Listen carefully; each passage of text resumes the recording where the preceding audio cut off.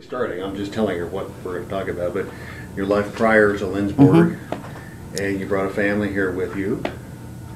And I guess I can start out by saying that we're doing an oral history or an interview with Marty Hardy, who was a longtime editor of the Lindsborg News-Record from the late 70s.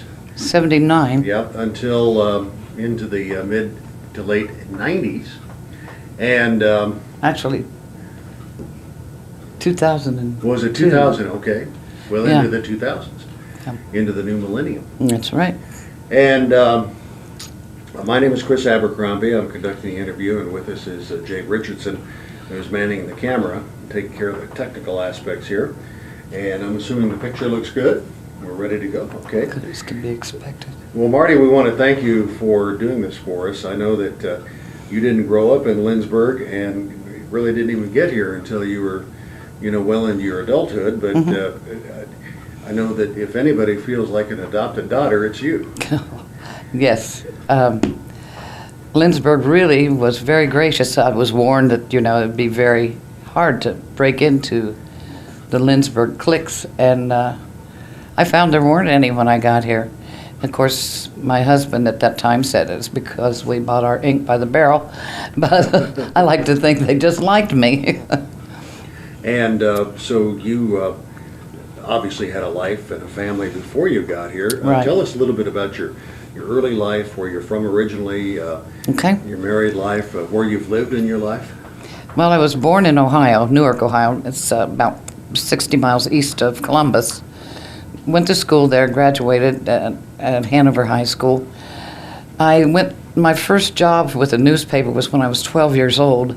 I wrote the chicken dinner column for the paper in the next town. I edited the school paper all through high school. And then when I got out of school, I went to Washington, went to Washington, D.C., worked for the Washington Daily News. And that was quite an experience. I loved that. I loved D.C., everything about it. Then I met and married my husband, and we came to Fort Riley after a while. In the meantime, I worked for the Chicago Sun-Times, briefly. All these things are briefly because he was moving all the time. Sure. And I worked for a paper in Kentucky. I also worked for the Ogden Sun in Ogden, Kansas. Oh, It was a Montgomery paper. Okay. Uh-huh. And it was going downhill fast, and Mr. Montgomery chose to close it down and made me very angry. But he offered Lindsborg, and I said, I know nothing about that town. And JJ's down there. I don't know, and JJ had been gone for 3 or 4 years at that time, but I thought I'd have some awful big shoes to fill down here. When I got here, I was amazed to see how many people were in the office. There were 7 full-time people working at the News-Record, and I could only figure out what 4 of them were doing. So we soon whittled that down. But I digress. I lived in Germany for 7 years, accompanying my husband. I lived in Kentucky for 7 years.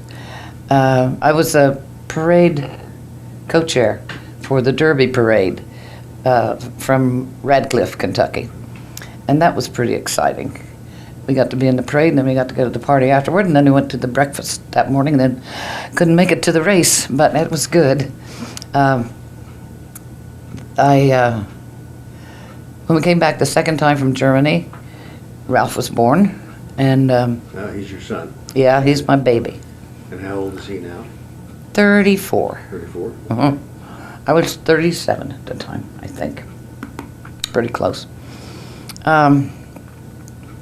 The 2 times we were in Germany, though, I served as a interpreter as a tour guide. The German tour guides would give their spiel in German, and I would give it to the Americans that were on the tour. That way I got to see a lot of Europe. It was just wonderful. And I still have friends there, and they still write, and we still get packages back and forth. But that's, again, beside the point. That's not leading up to this. We went to Germany the first time and left Ogden. And I said, well, you may hear from us again, but you'll never see us again in this hot, windy, blankety-blank state. And we got to Germany, and he was getting ready to retire, and he said, where should we go? We thought about it. We said, let's go to Kansas. So we came back within 4 years. And then Mr. Montgomery sent me down here. And it's been a great relationship with him those years. Well, then you came to Lindsborg, and tell us about your earliest experiences here, getting used to people and knowing people. Who were the first people you got close with, for instance? Oh, my goodness. Gene Larson. My boss arranged a meeting with me at the bank with Gene. And he told me everything I needed to know about how to handle everybody in town. He was right on the money. He told me about Einar. He said he's very formidable. And that's Einar Jadabord. Right. He said, but he's got a heart of gold and a crazy sense of humor. And that was true. But he really led me through all the people that I'd be dealing with, and he was right. And I forever thank him for that little 2-hour session. Okay. And then Doreen Anderson, I think, was the next one I became close to. And then there was a spell, I'm sure you remember, when the women took charge. We had Ann Gottberg, who was the city administrator, and Becky Anderson, in charge of the LAC. Jeannie Mogensen was in charge of the Old Mill Museum. Doreen in charge of the chamber. There was a woman at the hospital, I don't remember her name, but she was the director at the hospital. Me and then Gene Allers in charge of the library. Those were very smooth years. I don't know what happened. The first controversy I remember was, some rumored things going on in City Hall where they found some people hadn't been charged for their utilities for several months. And they found checks in the drawers, that it hadn't been deposited. So that was quite a round. And that year, one fellow in town decided that he'd do a write-in against this mayor. And who was mayor at the time? John Riggs. John Riggs, okay. And it was Anderson. You're talking about the Anderson Funeral Home, Anderson. Right. Why can't I think of his name? Help us out here. Alan Anderson. Alan Anderson came to my house Monday evening. He had a half-page ad for a write-in vote. And I thought, you are crazy. They're going to be, they're going to just eat you up. Well, he won. It was the craziest thing I ever experienced. And the next bad thing we had was, of course, the school situation. Marquette and Lindsborg consolidating. And I just didn't believe that people could be so hateful with each other. There was some terrible letters to the editor at that time. Now that was a case of the Marquette School, physically the building was not safe, and the quote-unquote Lindsborg School Board decided to close that attendance center and move all the high school students from Marquette to Lindsborg, right? Right. And it worked, and now it's working very well. Their junior high over there is really top-notch now, so I'm glad they did it. That's about the early years. Doreen Anderson and myself and Jeannie Mogensen and Becky Anderson spent half our time on the road. We had our little booth packed up, and we made tea rings and took coffee and eggshells everywhere across the state that was having a travel show. So we did a lot of that. One time we went to the legislative opening of the legislature, and they had a travel show there. And it was snowing and icy, and we had on heels. And about 4 of the legislators helped us carry our stuff out and put it in the pickup that we brought. So we had a lot of fun, but we raised a lot of awareness to Lindsborg, too. Absolutely.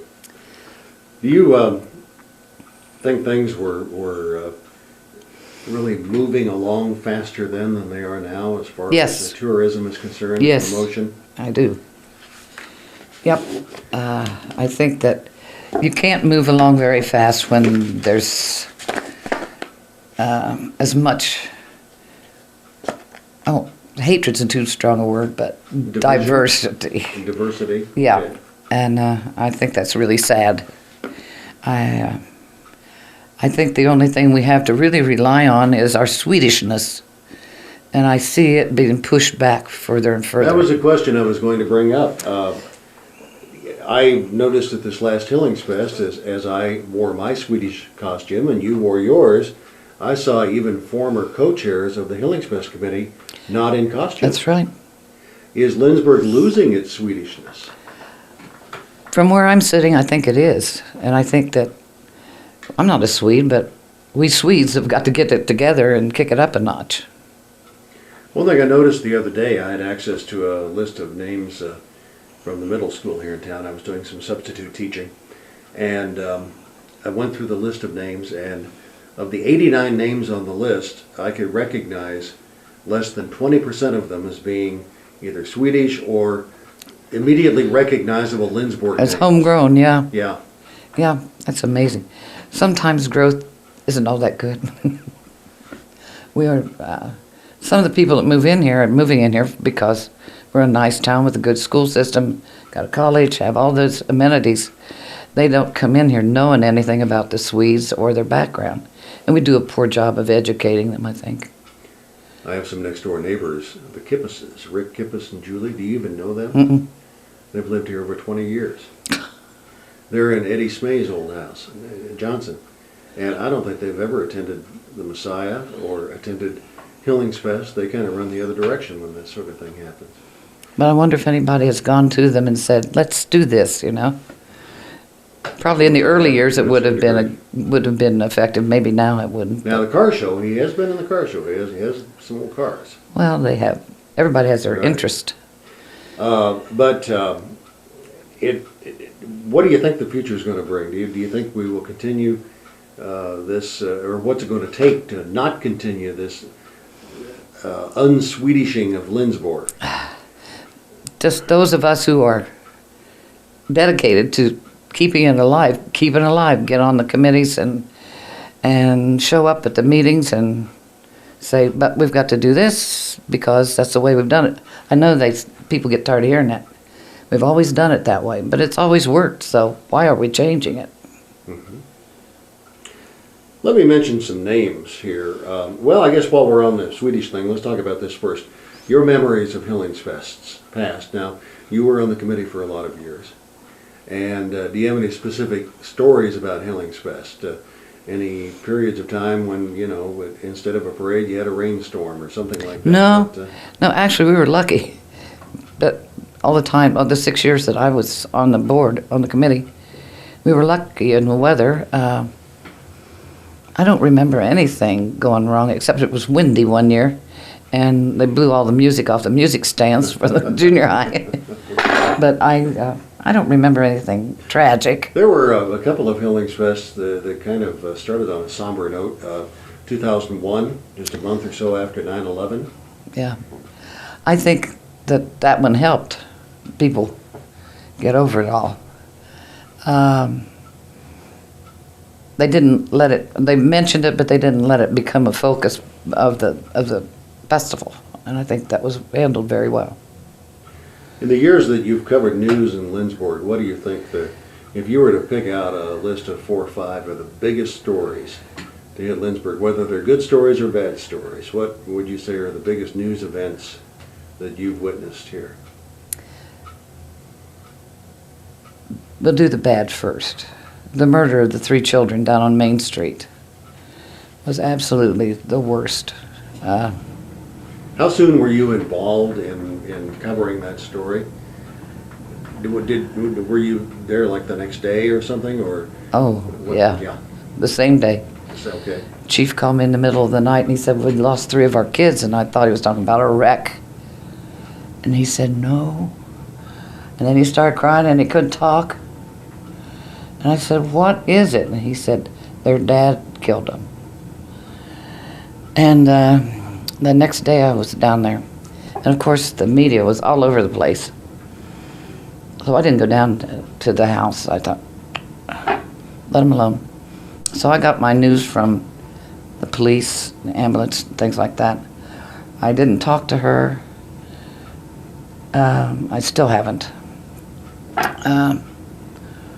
She's not doing very well right now. So And this is how many years? Let's see, that was 1999, and we're speaking in 2006, so that's a Yeah. number of years, 7 Yeah. years later. well, she had a period where she was pretty good, but now she's kind of having problems. And of course, he ultimately pleaded guilty and was sentenced to a hard 40, I believe. And one of the things I remember most of Pastor Dave Smith was their pastor, and he still goes to visit him. He was at the Methodist Church, is Uh-huh. that correct? Okay. And he's had so much tragedy in his tenure here, I'm surprised he stays. Then the best news, probably when we got Gorbachev here. Ah. I mean, that's big, exciting news. Mm-hmm. And the best news out of that was that he wasn't the cranky old curmudgeon that we were told he would be. He was a sweet old grandpa. You know, he really was very nice. The other best news was probably when we got the old mill up and running. That was early in the 80s. Tell us about that. Well, for years and years and years before that,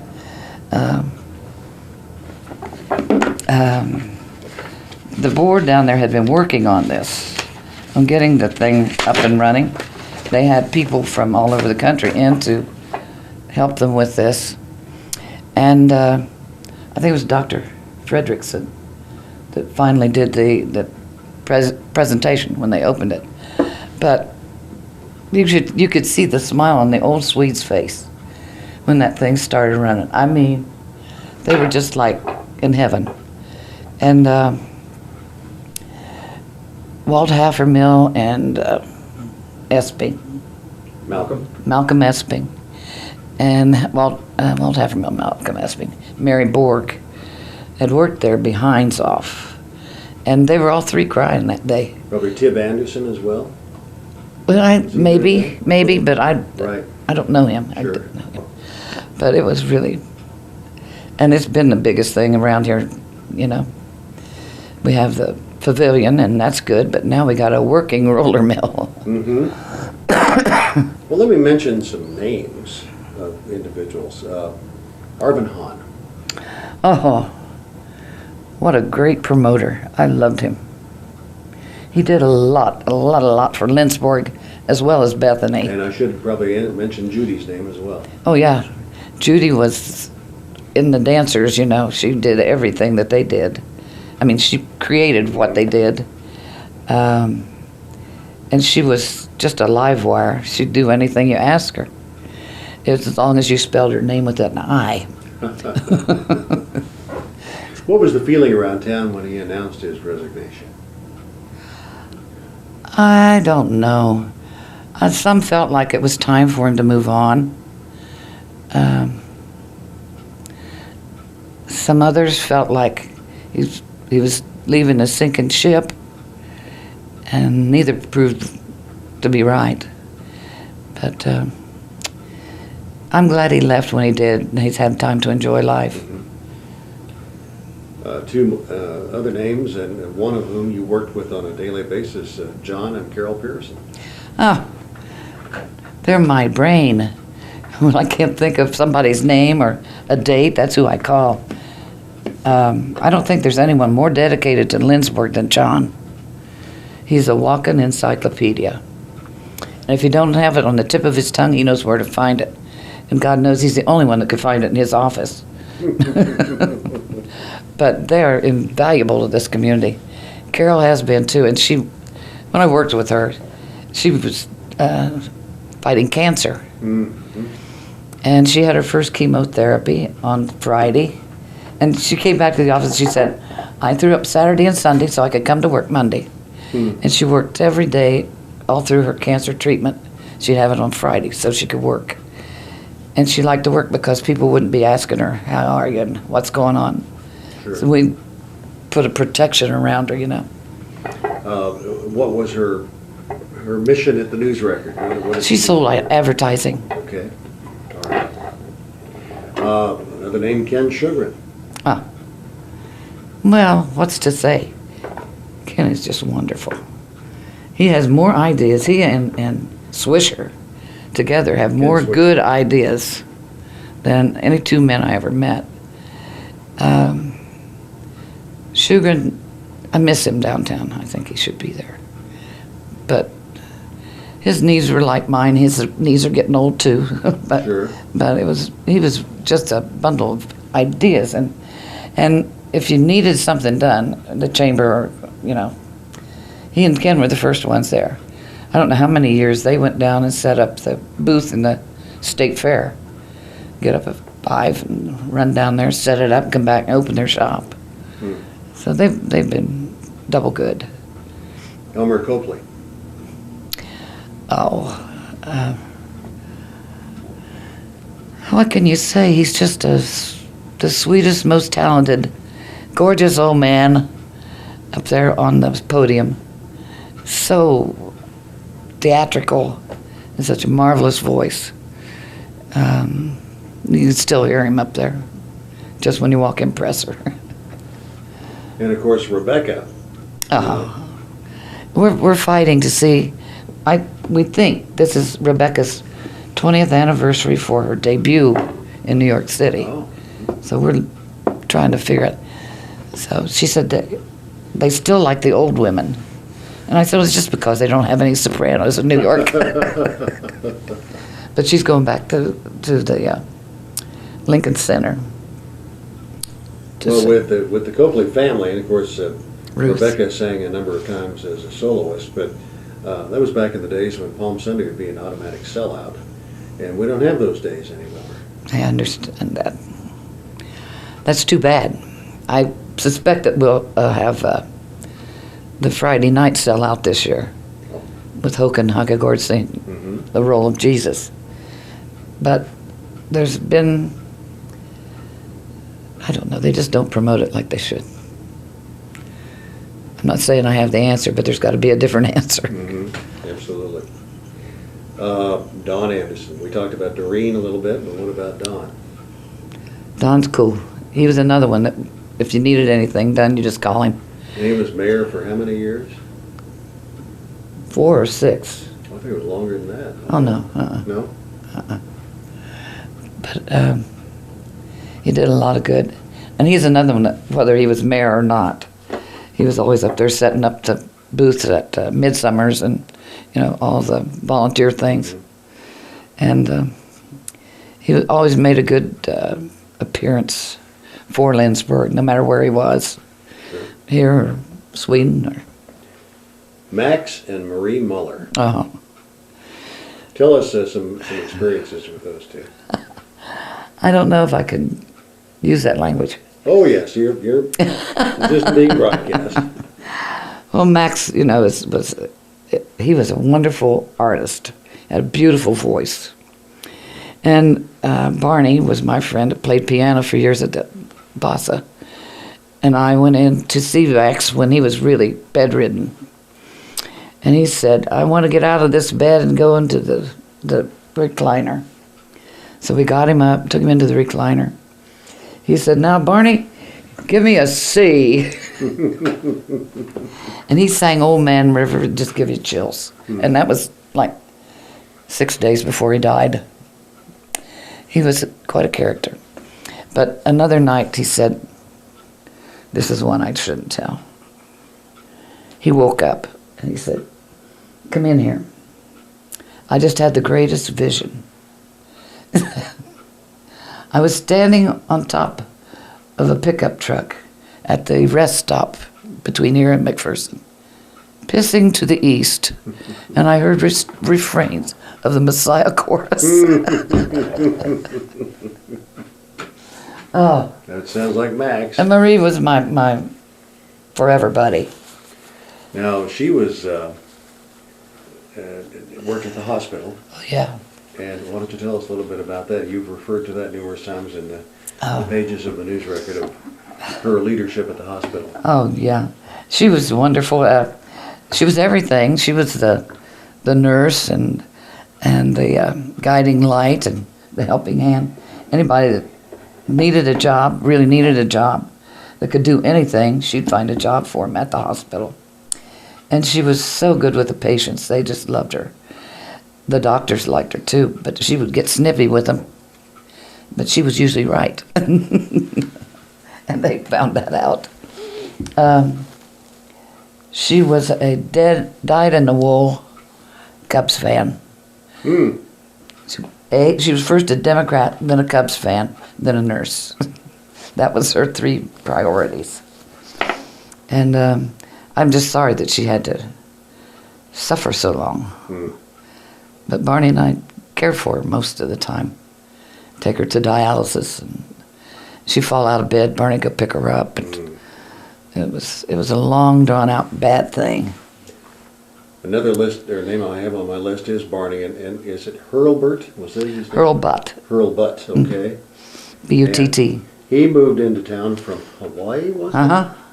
Yeah. And how did he find his way to Lindsborg, Kansas from Hawaii? Beginning question, and secondly, how did you two become such close friends?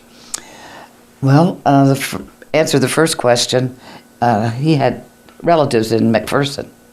And when he came from Hawaii, he stopped there to visit before he would go on to Connecticut, where the rest of his family was. And while they were here, his cousin brought him to Lindsborg. They went up and talked to the president of the college for some reason. And he looked around and he saw the Stuga, and said, let's go in there. And he just thought this was the perfect town. And so then they went to see a realtor, and he bought a house that day. My goodness. Excuse me. And then he was in charge of the hospice in McPherson County. And he was bringing in articles all the time. And we just became friends. Now, I might say he was a medical doctor, is that Yes. correct? Yes. OBGYN. And then he retired from that even. And we'd go to Maine in the summer where his family is, and that was so fun. And he was another one that everybody misses that knew him. I got a Valentine from one person here in town this year. She sent me this. I'll be done. So he was very good. He contracted cancer of the throat. I'd say the last 3 years of his life, he starved to death. Oh. And it was very painful to look at. Oh, I'm sure.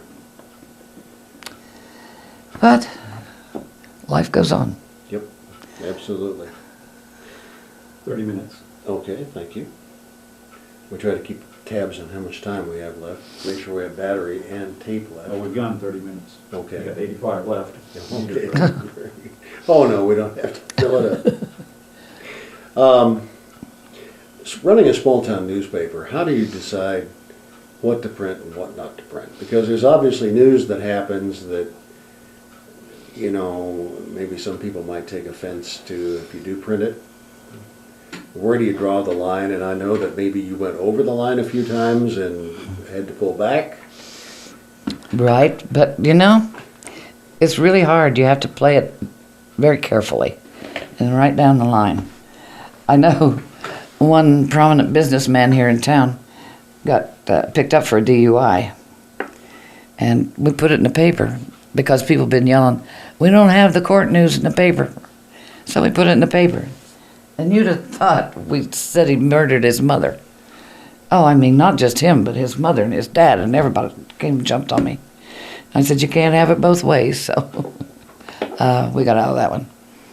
But you just have to know the situation really well. I don't think we ever printed anything that was that outrageous. If somebody was a murderer, we put him as a murderer. But we didn't always expound on everybody's fault. We tried to transmit the news without being like the national news and also tell them what it really meant, you know. Mm-hmm. We let them figure it out.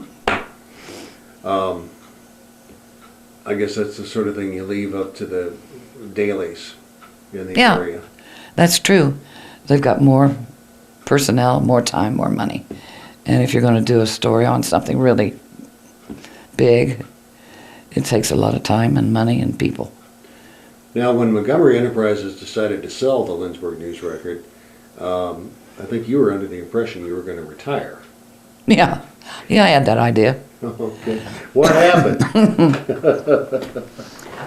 Well, John Montgomery talked to John Marshall and suggested that he keep me on with the column because Marshall knows nothing about Lindsborg.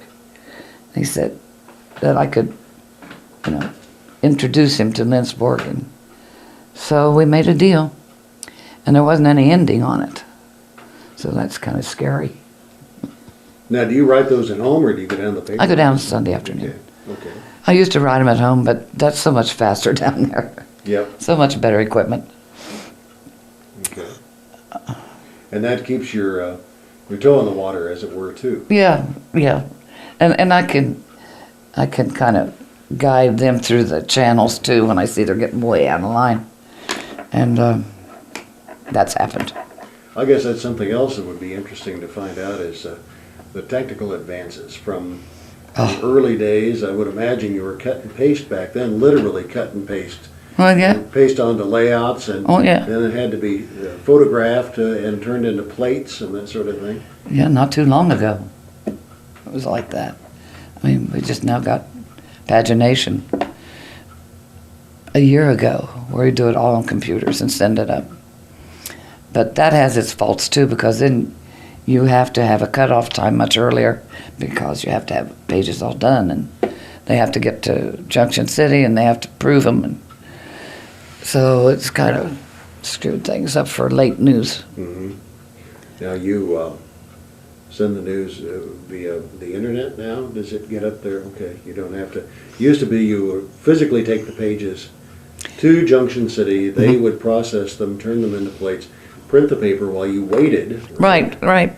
So you'd basically spend Wednesday morning in Junction That's City. right. That's right. Now it's just a trip up and back. It's much easier.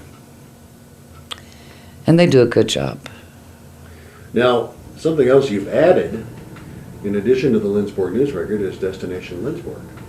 Tell us the story of Destination Lindsborg. Doreen was chamber director. And we had been someplace and we saw this little newspaper that some little town had put out. And she said, "Oh, do you suppose we could do that in Lindsborg?" And I said, "I don't know." So I called John Montgomery. And he said, "Well, you can't lose money on it." Oh, well, gee, that's a surprise. So we worked at it and we got a tabloid newspaper size. And we worked that for a couple of years and spread them all over the state. And then I think it was the Hemschloyd guys that kind of talked us into doing the magazine format. I fought like a banshee. I thought that'd be so hard. And I lost, and I'm glad. So then the next thing was, well, you got to have slick pages. So we got a slick front and back and newsprint in the center. And now we have 8 front and back and newsprint in the center. So it continues to grow. We get the news from all of our advertisers and from the chamber. And then we present the chamber with enough to mail out to everyone who inquires. Go ahead and have a drink. They don't. If you want to take a little drink or something. They don't pay anything for their ad. We pay for their ad to pay for the mailing. Yeah, there's been some controversy about that lately, about everybody thought it was the Chamber's publication and not the News Records, and then they said, well, it's a News Record's commercial- making a fortune. It's a commercial venture, and so it shouldn't be on the website of a nonprofit organization. Oh, brother. Well, it's on the it's on there now, It's on our website. Okay, right. But that's been really beneficial. And we got a girl in the office that does some good design, and she's been a big help. Now, So- how many years has Destination Lindsborg been in existence? 15. 15 years. And tell us about the distribution. You said all over the state. How Yeah. was that accomplished? We have a man who takes the truck and he goes to Wichita. The airport takes him, and then on down to, well, and all the hotels around Wichita. And he takes him down to South Haven Information Station. And they take tons of them. Then, that's one day. Then another day he goes out to Goodland. Oh, my. And carries them to Wilson and everything along the line out to Goodland. And then he takes another day and he goes Hutchinson and down to Liberal. And then they take a day and go to Kansas City Mhm. and north to Belleville. So, there's wide distribution. And it's costly, with the gasoline prices Oh, going sure. crazy. But they had said they were going to charge $300 to put them in any of the state information booths. And we didn't like that idea. And so everybody just raised Cain, and so they decided not to do that. Because if they had done that, there's no way we could afford to do it. It's kind of like shooting yourself in the foot, isn't it? I mean, Really, people that need to be in those information booths can't afford $300. and for the Wichita Visitor and Convention Bureau, it may be a drop in the bucket, but for Lindsborg, it's a lot of money. Yeah. Fortunately, I think we're going to get it in the that new sports goods store Oh, down in Wichita. Gander Mountain? Yeah. Yeah, okay. Yeah. So that'll be another Sure. outlet. And we'll get them in Hutchinson for the big tournament they're having this summer. What is it? LPG. The senior. Oh, golf yeah, tournament, the seniors. Yeah. Now, what would you be your biggest wish for Lindsborg, or biggest list of wishes that you'd like to see happen in the near future to kind of cement the future of the town? I guess I'd like to see a Swedish center where it could be used as a place for smorgasbords and all of that, and also for any conventions that want to come here for dining privileges, and still have a museum type atmosphere on the outer edges so that they could show pictures of what Lindsborg was and some of our artwork. I think we've got a lot more to show than we're showing. But that's going to take, the lottery to build something like that. But that would be my idea of something to hold it together. Maybe even have a room in there for the chess people, because they're here to stay, and we need to build on that too. How about getting the Swedish Crown back up and going again? Do you think that's a lost cause now? I think it's sad that it's not open. I don't think it's a lost cause, but the current owner is going to have to straighten up. It's a good write-off at tax time, but when the damn thing collapses from not being used, it won't be very good. Yep. So that's my opinion. I'm sure you've heard, I know I made a presentation before the Gorbachev visit to a group of senior citizens in Wichita, but Nancy asked me from the chamber to go down to that. And people were telling me they had driven all the way here on a Sunday afternoon to have lunch at the Swedish Crown just to see Yeah. it's not there. Yeah. And it's sad, and once that sort of thing starts happening, it's harder to get it back. Get them back again. Sure it is. But Now, you've seen a lot of businesses come and go up and down Main Street also. Mhm. You've seen some like Hemsloyd, for instance. Main Street Toys has been there for a lot of years, and some consistency in ownership. You've seen some that have just poof, they come and go in a hurry. What's been the big difference? in the successful shops up and down Main Street and those that have been flash in the bucket? First of all, I think they need to have operating funds before they open the doors. That's probably the worst thing that's happened up and down, because all of a sudden they don't have money for the lights, you know? So I think they need to get operating capital on board before they open their doors. There's a dedication, and the two that you mentioned, that, you know, you couldn't run them out of town. The Hemsch Floyd and Toy Store, she's threatened that several times, but she never left. I just think that people like BBC,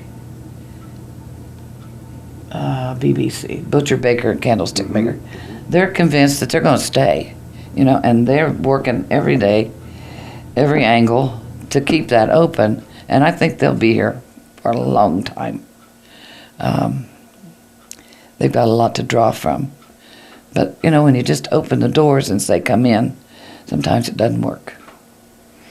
You can't just rely on foot traffic, as it Right. were, especially here. Well, and then if you're not going to be cooperative with the other businesses in promoting, you might as well hang it up. Mhm. And that's what has happened at the blacksmith shop and a couple other places. Sure. So they're just so busy, minding everyone else's business. Well, Marty, I want to thank you for your time, and I've learned a lot, and it's been interesting to hear your thoughts on various people and events in Lindsborg history. Was there anything that I didn't mention or that we haven't talked about? Well, I think every history should mention Betty Chaterberg. Oh, yes. She is just a fount of information. If I go through my stuff and John's stuff and call Betty, she always has it. And she knows everything about Lindsborg. She loves Lindsborg, and she's done a lot for Lindsborg. So I don't think we'll forget her. We have an appointment with her at 2 o'clock tomorrow afternoon. Do you really? Tell her I said that. Give me some points. Thank you again, Marty. You're welcome. Okay? You do your date. Didn't we do that? Did I okay. I think you did it first, did you? I don't think I said the date. Okay, well, today is the 18th of February, 2006, Saturday. There we go. So you'd be That's official. surprised on some of these older, I've been looking at some of the old oral histories, and they didn't get the date on them. Oh, yeah. I mean, trying to figure out when they were done. It was sometime, there was a period in 85 and 86 they did most of them. And so you can count on it being in that period of time, but specifically when. It's hard. I've never seen those. Yeah, we're in the process of, we found some more at the college that they didn't have the old minutes. Good. And what I've done is taken a lot of them, and I'm doing some more of transferring it over to DVD so that